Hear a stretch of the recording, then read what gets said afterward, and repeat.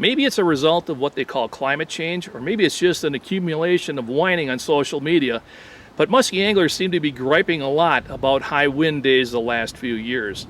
Now, wind rarely makes a day unfishable, and if you play it smart, it can get you into a really big fish.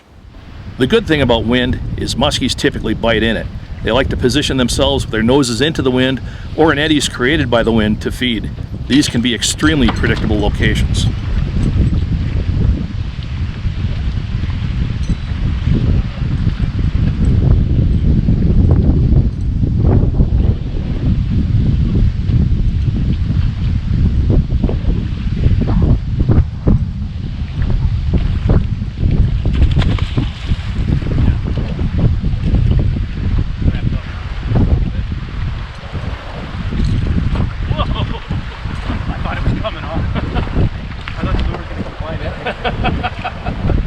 When fishing in wind, you want to use lures that move quickly.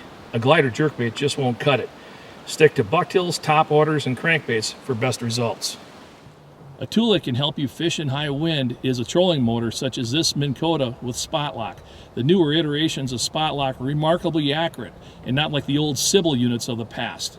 Something else you might want to consider is netting a muskie at the first opportunity. Don't take anything to chance. Spot lock.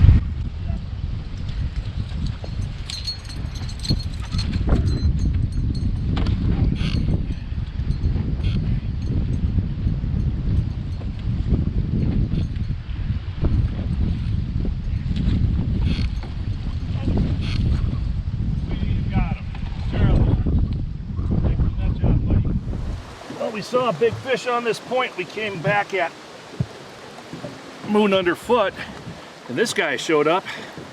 Not as big as the one we saw, but he's still pretty good. I put this guy back.